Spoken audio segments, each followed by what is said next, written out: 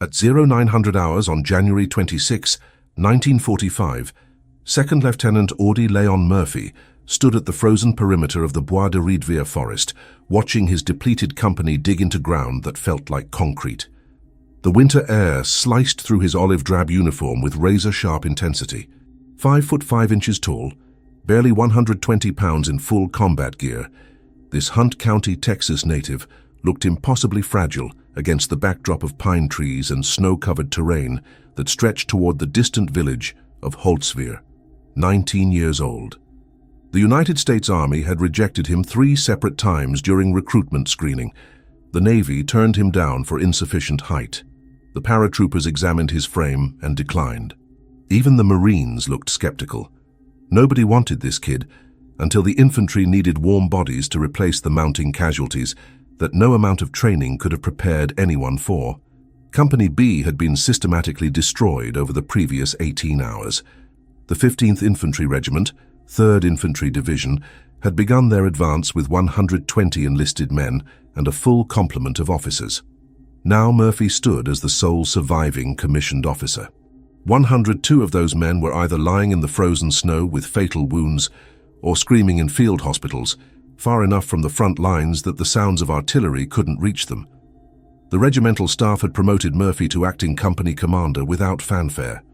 There was no ceremony, no celebration, just an acknowledgement that he had demonstrated something that standard army evaluations couldn't measure. He refused to quit. He refused to break. He refused to leave his men when every strategic and tactical consideration suggested that withdrawal was the rational decision. The terrain presented challenges that multiplied throughout the day. The frozen earth defeated every attempt at conventional fortification. When soldiers drove their entrenching tools into the ground with maximum force, the metal bounced back like striking concrete. Men took turns striking the same spot repeatedly, gradually creating shallow depressions barely adequate for prone positions.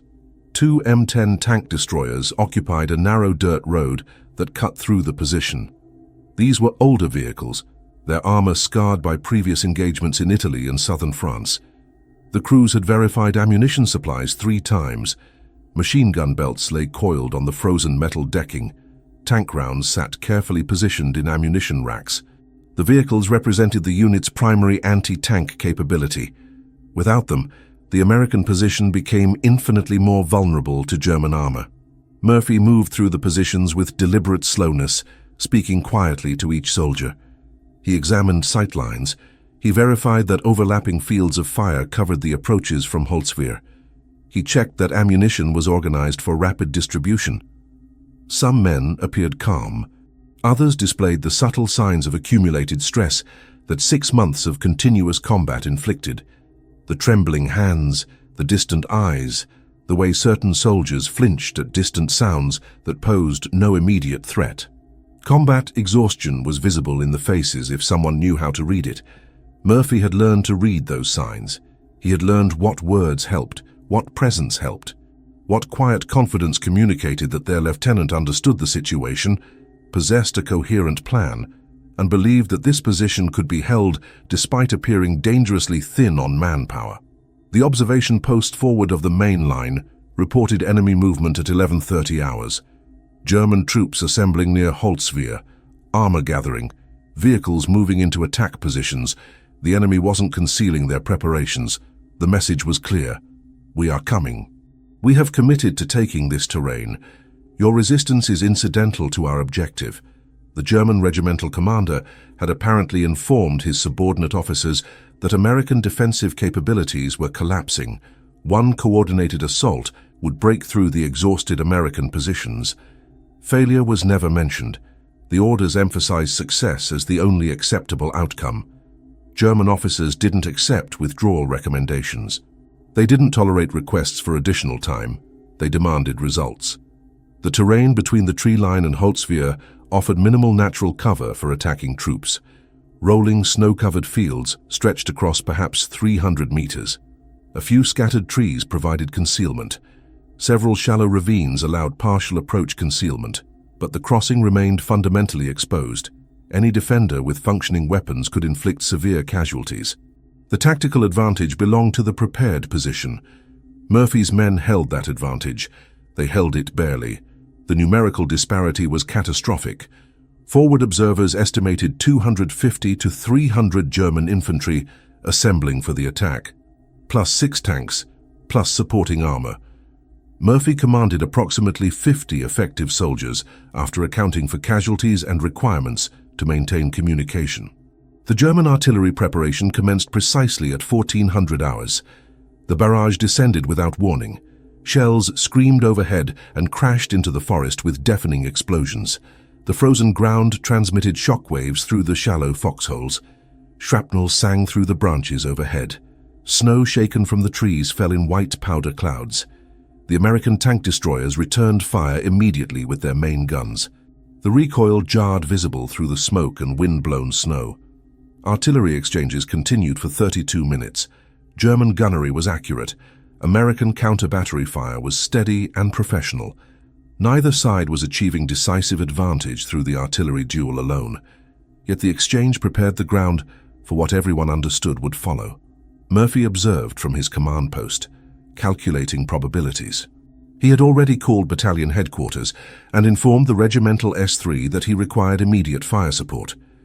The artillery liaison officer at battalion confirmed that 108 guns from the division artillery battalion were registered on his position. When the signal came, those guns would place supporting fire according to Murphy's directions. This artillery represented his only tactical advantage, sufficient to compensate for the numerical inferiority. The shells would arrive where he directed them. They would fall where the Germans were assembling. That was the calculation. That was the plan. Everything else depended on holding the position long enough for the artillery to do its work while simultaneously limiting German penetration of the defensive line. The artillery barrage lifted at 14:35 hours. The silence that followed seemed unnatural. Then the observation posts reported movement. Waves of white camouflaged figures advancing across the snow, tank engines rumbling toward the position. The German attack was commencing. The first waves of German infantry emerged from the snow-covered fields at 14:37 hours, advancing in disciplined formation across the frozen terrain. They moved with the confidence of soldiers who understood they possessed overwhelming numerical advantage. 6 tanks followed behind the foot soldiers, their engines grinding through the snow, turrets rotating to acquire targets. Murphy watched from his command post, calculating trajectories and angles. He had already called the artillery liaison officer and provided grid coordinates for the enemy assembly areas. The artillery would arrive when needed. For now, he needed to maintain positions and keep the advancing Germans committed to the assault rather than flanking his thin defensive line. The machine guns opened fire at 250 yards. The frozen ground transmitted the recoil vibrations through the foxholes. Rounds tore through the advancing German ranks. Men fell. Others continued advancing. The German return fire began moments later, filling the snowy landscape with the sharp crack of rifle fire and the deeper thump of machine gun bursts. Shrapnel sliced through the air overhead. Snow mixed with dirt and ice scattered across the defensive positions. The intensity of the firefight accelerated exponentially. What had been a controlled defensive posture transformed within seconds into a survival struggle where every soldier fought for position and ammunition conservation. The rate of return fire from the German positions suggested at least 3 company-sized elements advancing, each with supporting machine gun elements providing covering fire. Murphy moved through the position with methodical purpose, directing fire distribution and calling adjustments to the tank destroyer gunners. The first M10 fired its 90mm main gun at the lead tank. The round struck the enemy vehicle's glacis plate. Sparks erupted, but penetration appeared unlikely. The German tank continued advancing. Its turret rotated. The main gun fired. The shell passed over the American positions and crashed into the trees behind the defensive line. A second M10, positioned beside the first, traversed its gun and fired. This round found better trajectory. The German tank's front suspension exploded. The vehicle lurched to a halt, smoke pouring from the engine compartment. The crew bailed out, abandoning the vehicle. The remaining 5 tanks pressed forward with renewed urgency, spreading their approach to avoid concentrated American fire. At 14:52 hours, 17 minutes into the engagement, the situation deteriorated with startling rapidity. German armor was penetrating closer to the main defensive position. Infantry elements were maneuvering to outflank the American left flank, exploiting gaps in the thin line. Murphy recognized the tactical indicators. Without intervention, the German attack would break through the position within minutes. The regimental headquarters was positioned approximately 1,000 meters back in the woods. If the Germans achieved breakthrough, headquarters would be overrun. The entire regiment's position in this sector would become untenable. Murphy made the calculation instantly. One man needed to establish a blocking position that would delay the German infantry long enough for the tank destroyers to reorganize and provide supporting fire while the artillery began registering rounds on the attackers. Murphy sprinted through the shallow foxholes toward the nearest M10. The first tank destroyer sat astride the narrow road, its hull slightly elevated on a defensive position. The crew had been suppressing German infantry with the mounted .50 caliber machine gun, but German armor was advancing beyond the effective range of the weapon. The vehicle commander, Sergeant Raymond Larson, was scanning for additional targets when Murphy approached. Without hesitation, without any explanation beyond immediate necessity, Murphy began climbing the external armor plating toward the machine gun position. Larson shouted something that wind and gunfire rendered inaudible. Murphy reached the machine gun mount and gripped the handles of the .50 caliber weapon. The ammunition belt was loaded, the charging mechanism was clear, the weapon was ready to fire. The advantage of the elevated position became immediately apparent. From the top of the tank destroyer, Murphy possessed sight lines that covered the approach routes across the entire engagement area. He could observe German infantry advancing through the snow-covered draws. He could track the movements of the remaining tanks. He could identify the company headquarters elements attempting to consolidate groups of soldiers for renewed assaults. The .50 caliber machine gun represented significantly superior firepower compared to the standard infantry rifle caliber weapons. At effective combat ranges, each burst from this weapon could suppress entire German squads. Murphy understood that establishing suppressive fire from this elevated position would force the German commander to commit additional resources to suppress the machine gun position, thereby reducing pressure on the defensive line elsewhere. German soldiers recognized the threat immediately. Rifle fire intensified. Machine gun bursts sought the machine gun position with urgent precision. Murphy kept his head low behind the weapon's sight assembly, engaging the triggers and transitioning targets. The recoil hammered his shoulders. Empty brass casings ejected in bright arcs. The weapon's barrel began heating rapidly. Every few seconds of continuous firing required brief pauses to prevent permanent damage. Murphy managed the weapon's thermal characteristics with practiced efficiency, firing sustained bursts interrupted by brief breathing moments. The German attack began showing signs of reorganization. Infantry elements that had been advancing with aggressive momentum began taking cover and returning fire from prone positions rather than advancing. The forward momentum halted. At approximately 1500 hours, just as Murphy had organized his fire distribution across multiple engagement areas, German artillery fire resumed. The barrage targeted the tank destroyer position specifically. The enemy observers had identified the concentrated machine gun fire as the critical factor in preventing their breakthrough. They directed ordnance accordingly. The first rounds impacted near the vehicle. Explosion concussion rattled through the metal hull. Fragments showered across the armor plating. The second round struck the tank destroyer's engine compartment. Flames erupted. Smoke billowed from the engine access plates. The vehicle's engine caught fire, the flames spreading with terrifying speed. The crew scrambled from the vehicle, abandoning their positions. Murphy remained mounted on the burning tank destroyer. The structure beneath him transmitted increasing heat. Flames climbed the engine compartment as the fire spread through fuel lines and hydraulic systems.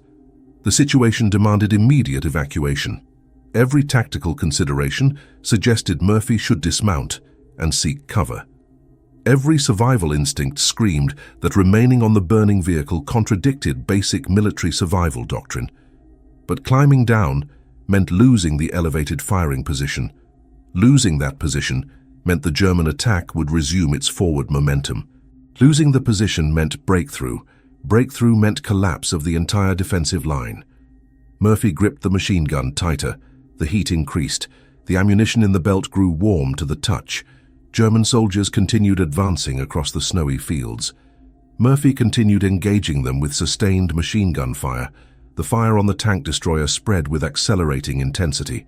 The 50 caliber machine gun erupted with deafening intensity at 09:15 hours. Murphy gripped the weapon with practiced precision, aiming at the advancing German formations. The first burst lasted 30 seconds before he transitioned targets. Empty brass casings ejected in bright arcs. The recoil hammered his shoulders with mechanical rhythm. German soldiers screaming across the snow-covered fields fell in clusters. The weapons cycled through ammunition belts with voracious speed. 15 German soldiers dropped in the first sustained engagement. Then 20. Murphy's rate of fire maintained discipline despite the chaos surrounding his position. He understood that every round needed to count. Ammunition wasn't unlimited. He needed to suppress enemy advance while managing thermal characteristics of the weapon system. German return fire intensified dramatically. Rifle rounds sparked against the tank destroyer's armor plating. Machine gun bursts sought his position with lethal intention. The concrete hard earth beneath him shook from exploding ordnance. Murphy maintained focus on target acquisition despite incoming fire passing within inches of his head. At 09:22 hours, German tank commanders committed their armor to assault the machine gun position. 3 panzer vehicles pressed forward across the frozen fields, their main guns traversing toward the tank destroyer. The first panzer fired. The round passed high, impacting the trees behind American positions. Murphy continued his suppressive fire without flinching. The second cycle commenced at 09:28 hours. German infantry elements reorganized for a renewed assault attempt. They had absorbed significant casualties. Their rate of advance slowed compared to the initial attack. Murphy recognized the tactical shift. The German commander was consolidating his forces before attempting another push. Murphy directed the second M10's gunner by hand signals, indicating targets at 7 o'clock. The American tank destroyer's 90mm gun fired. The shell struck a Panzer's turret ring. The enemy vehicle shuddered but continued advancing. Murphy's machine gun began engaging the infantry elements supporting the armor advance. Another 20 German soldiers fell within minutes. The German assault momentum continued decelerating. At 09:32 hours, approximately 2 hours into continuous combat, German artillery resumed their bombardment. This time, the shells targeted the burning tank destroyer with calculated precision. The enemy observers understood that Murphy's elevated position represented the critical factor preventing German breakthrough. They directed ordnance accordingly. The first round impacted approximately 30 meters distant. Explosion concussion rattled through the vehicle hull. The second round struck the engine compartment directly. Flames erupted from fuel line ruptures. Black smoke billowed upward. The fire spread with accelerating velocity through hydraulic systems and ammunition storage. The tank destroyer was becoming an inferno. Murphy remained mounted on the burning vehicle. The structural temperature increased with alarming speed. Flames climbed the engine compartment. The ammunition belt grew warm against his hands. German soldiers continued advancing across the snowy fields. The third cycle commenced at 09:33 hours, despite the intensifying fire consuming the tank destroyer beneath him. Murphy maintained machine gun fire discipline, engaging targets methodically. German infantry elements exploited the distraction created by the burning vehicle to advance closer to American positions. Murphy adjusted his firing pattern, engaging the soldiers attempting to infiltrate American lines through the woods. He remained elevated above the flames, exposing himself deliberately to maintain suppressive fire coverage. At 09:45 hours, the situation defied rational assessment. The tank destroyer was fully ablaze. Flames surrounded Murphy's position. Ammunition stored internally exploded from thermal intensity. Rounds detonated unpredictably, sending projectiles in random directions. Murphy's uniform showed burn damage. His face displayed redness from heat exposure. His hands gripped the machine gun with determination, despite blistering skin. German soldiers attempting to charge the position recoiled when confronted with the intensity of machine gun fire from atop the flaming wreckage. They expected the American to abandon the position. They expected survival instinct to overcome combat necessity. Murphy remained mounted. The German commander apparently reassessed tactical situation at approximately 10:02 hours. The assault's momentum had completely stopped. Infantry elements that had been advancing with aggressive purpose now took defensive positions and returned fire from prone layouts. Tank formations withdrew behind German lines. Artillery fire slackened dramatically. The third cycle concluded with German forces in retreat rather than advance. Murphy maintained suppressive fire throughout the withdrawal, ensuring German soldiers couldn't reorganize for renewed assault. At 10:05 hours, Murphy's ammunition supply was critically depleted. The machine gun barrels had overheated from continuous firing. The tank destroyer remained fully engulfed in flames. German attack formations had disengaged and withdrawn toward Holzwehr. The tactical situation had reversed. Instead of breakthrough threatened against American positions, German forces now occupied defensive terrain, while American forces consolidated control of the road and forest approaches. Murphy recognized the moment to descend. Every tactical consideration now suggested immediate evacuation. Murphy released the machine gun at approximately 10:08 hours and began descending from the burning tank destroyer. Flames reached temperatures that made proximity unbearable. His hands showed severe thermal burns. His uniform was partially charred. His leg wound from earlier combat had reopened during the sustained shooting, blood mixed with burnt fabric. Murphy dropped approximately 6 feet to frozen ground as flames consumed the vehicle completely. The tank destroyer burned for another hour, ammunition continuing to detonate unpredictably. German observers watched from Holzwehr, understanding that the day's assault had failed fundamentally. One 19-year-old American soldier had held the position against overwhelming odds. One American soldier had prevented breakthrough. One American soldier had changed the outcome of this engagement through sheer determination and refusal to accept defeat. Medical personnel reached Murphy's position at approximately 10:30 hours on January 26. The medic assigned to Company B examined the injuries with practiced clinical detachment. Third-degree burns covered Murphy's hands and forearms. The left side of his face displayed severe thermal damage. His right leg wound had reopened during sustained combat, and infection indicators were already present. The leg wound showed signs of internal bleeding. Murphy's core temperature had elevated dangerously from heat exposure. The medic administered morphine and began preliminary treatment with field dressings. Murphy remained conscious throughout the examination, his 19-year-old frame demonstrating resilience that medical personnel found remarkable given the severity of injuries sustained. Evacuation to the battalion aid station occurred at 11 o'clock. The medical officer conducting secondary evaluation documented observations in clinical language that masked the gravity of Murphy's condition. The burn injuries required immediate treatment to prevent infection and permanent tissue damage. The leg wound required surgical intervention. Murphy was displaying early signs of shock, despite morphine administration. The medical officer made the decision to evacuate Murphy to the regimental hospital immediately, rather than delay treatment through standard casualty evacuation procedures. The ambulance departed the forward positions at 11:20 hours, with Murphy receiving continuous IV fluids to combat dehydration from thermal injury. German intelligence reports captured during subsequent operations revealed something significant about Murphy's actions.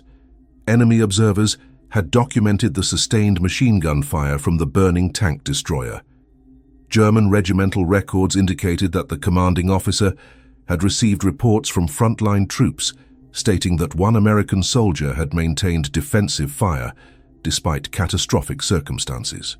The German commander reportedly told his staff that American determination at this level contradicted standard military doctrine. German soldiers who had withdrawn from the position reported encountering levels of suppressive fire that seemed impossible from a single weapon system operated by an individual. The psychological impact on German troops appeared substantial. Survivors indicated belief that an entire reinforced squad occupied the tank destroyer position rather than a single soldier. The tactical analysis conducted by American regimental staff calculated devastating casualties inflicted during the German assault. Approximately 250 German soldiers had been killed or wounded across all assault phases. 6 Panzer tanks had been destroyed or permanently disabled. 12 additional German vehicles had sustained damage that required extended recovery operations. German artillery had expended approximately 300 rounds throughout the engagement. The assault had failed completely. The strategic objective remained in American control. Company B continued holding the Bois de Riedvier forest position throughout the remainder of January.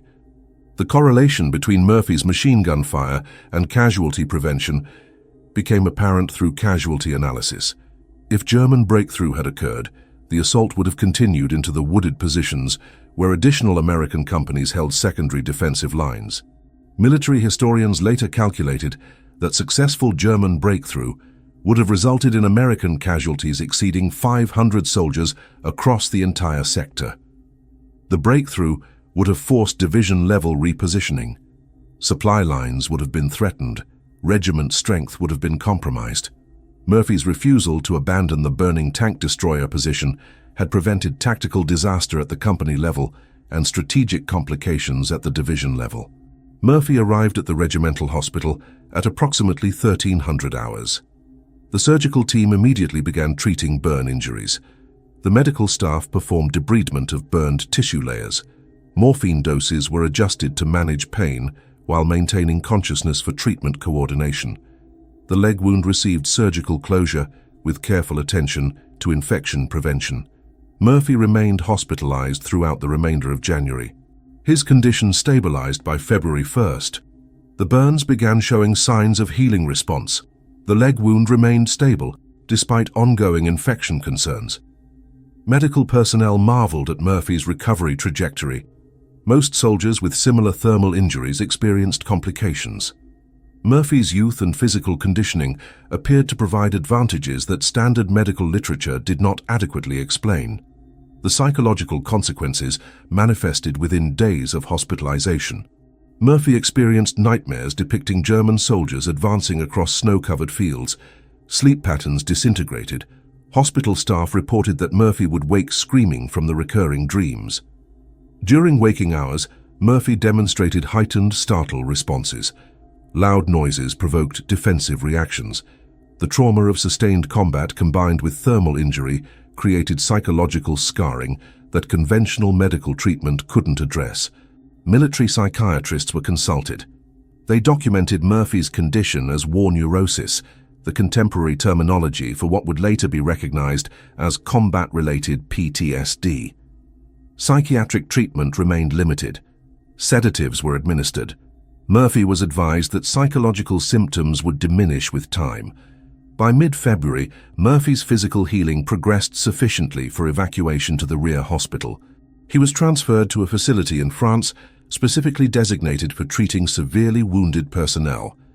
The facility had more comprehensive burn treatment capabilities. Specialized plastic surgeons examined Murphy's injuries and determined that scarring would be permanent, but that hand functionality would likely remain intact despite tissue damage. Murphy spent 3 weeks at this facility. His condition gradually improved. The infection concerns resolved. The thermal burns began transitioning from active trauma to healing phase. By March 1st, Murphy was cleared for limited duty, though frontline combat assignment remained contraindicated by medical personnel. During his recovery period, Murphy received notification that German soldiers captured during the engagement had been interrogated. Military intelligence personnel shared tactical reports with him. German company commanders stated that their soldiers had reported encountering machine gun fire of such intensity and duration that they believed an entire reinforced position existed rather than a single American soldier. German officers expressed disbelief that one individual could have maintained defensive fire under such adverse circumstances. The interrogation reports explicitly stated that German soldiers feared that resuming the assault would result in annihilation. Murphy's psychological impact on enemy forces exceeded his casualty contribution. By late March, Murphy received promotion to first lieutenant and assignment to regimental headquarters as liaison officer. The frontline combat role was deemed inadvisable given physical injuries requiring continued healing. Regimental Command recognized Murphy's tactical competence while acknowledging that additional frontline service would imperil his recovery. The rear assignment allowed continued military service without demanding physical capabilities that remained compromised by injury. Murphy accepted the reassignment without protest, understanding that his direct combat effectiveness had been diminished by thermal injuries and emerging psychological trauma. The officer who had held impossible ground during impossible circumstances was finally removed from situations demanding that type of heroism again. Murphy remained hospitalized through April 1945. The war in Europe concluded on May 7th. By that date, Murphy had completed medical recovery sufficient for limited duty reassignment. The 3rd Infantry Division continued operations in the European theater, awaiting deployment to the Pacific. Murphy's assignment remained liaison duty rather than frontline combat despite his recovery. Medical personnel determined that additional exposure to high-stress combat situations contradicted careful treatment protocols. The thermal burns had healed substantially, though scarring remained permanent across his hands and forearms. The leg wound had stabilized without permanent mobility complications. The psychological trauma manifested through recurring nightmares that persisted despite medical intervention. The Medal of Honor recommendation arrived in June 1945. Regimental Command had submitted Murphy's actions for consideration based on the sustained defensive fire under impossible circumstances while mounted on a burning vehicle. The medal citation emphasized that Murphy had maintained machine gun fire despite catastrophic thermal exposure, preventing German breakthrough that would have resulted in tactical disaster. The recommendation highlighted that Murphy's actions saved approximately 400 American personnel from probable casualties. By July, the Medal of Honor had been officially approved. Murphy received notification that he would receive the decoration from the theater commander. The ceremony occurred in August, following the Japanese surrender and conclusion of World War II. Murphy continued military service beyond the war's conclusion. The Army retained him on active duty through 1946, recognizing his combat experience despite physical injuries. He completed 37 months of active combat service, with 24 confirmed wounds received during engagements throughout North Africa, Sicily, Italy, and France. Beyond the thermal injuries sustained at Holtzwihr, Murphy had accumulated additional wounds that demonstrated the intensity of his frontline service. He received 2 Croix de Guerre medals from the French government, recognizing combat contributions. The Army awarded him the Silver Star and Bronze Star, recognizing specific combat actions. By 1946, Murphy held more decorations than soldiers with significantly longer service records. Military intelligence officers documented something remarkable during the post-war debrief process. German prisoners interrogated during the occupation period confirmed that battlefield reports of Murphy's action at Holtzwihr had circulated through German units. Senior German officers expressed astonishment that sustained machine gun fire from a burning tank destroyer had originated from a single soldier rather than an organized defensive position. German military observers noted that American defensive doctrine appeared to permit individual initiative at levels that contradicted standard European military practice. The German assessment concluded that American military culture encouraged initiative and individual decision-making that German command structures didn't permit. Murphy's action represented not merely individual heroism, but a fundamental difference in how American forces approached combat situations. The psychological consequences persisted throughout Murphy's remaining years. He experienced chronic sleep disturbances characterized by nightmares recreating combat scenarios. The dreams featured advancing German soldiers across snow-covered fields, with Murphy unable to prevent their advance. He experienced hypervigilance that manifested as difficulty tolerating sudden loud noises. Fireworks displays triggered involuntary defensive responses. The thermal trauma combined with combat stress created lasting psychological scarring that contemporary medical terminology classified as war neurosis. No effective psychiatric treatment existed. Murphy learned to manage symptoms through avoidance strategies rather than therapeutic intervention. He avoided situations that triggered symptom responses. He minimized social engagement when possible. The psychological foundation remained compromised by trauma. that nobody adequately understood during the immediate post-war period. Murphy transitioned to civilian life in 1947 following military discharge. He possessed celebrity status as America's most decorated soldier. Hollywood producers approached him regarding motion picture opportunities. Murphy initially declined, uncomfortable with attention surrounding his combat service. By 1948, Murphy reconsidered and accepted a motion picture contract. He appeared in films depicting his war experiences. The first film, produced in 1955, was titled To Hell and Back, based on Murphy's autobiography published in 1949. The book had sold over 2 million copies, becoming one of the most successful military memoirs ever published. Murphy appeared in over 40 motion pictures throughout his acting career, ironically becoming famous portraying himself in dramatized interpretations of his combat service. The long-term impact of Murphy's Holtzweier action extended beyond immediate tactical consequences. Military doctrine regarding individual defensive positions evolved based on lessons learned from his performance. American military training programs incorporated elements emphasizing individual responsibility and decision-making authority at lower ranks. Murphy's refusal to abandon a defensive position, despite impossible circumstances, became incorporated into military culture as an example of acceptable risk-taking in defense of critical objectives. Subsequent generations of American soldiers studied Murphy's action as case study in determination and commitment.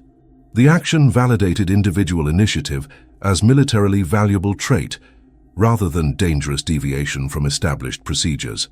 The psychological dimension of Murphy's experience possessed unexpected historical significance. Post-war psychiatric professionals gradually recognized that combat trauma created lasting psychological consequences that extended across decades. Veterans Affairs systems initially misclassified combat-related psychological injuries as personal weakness rather than medical conditions.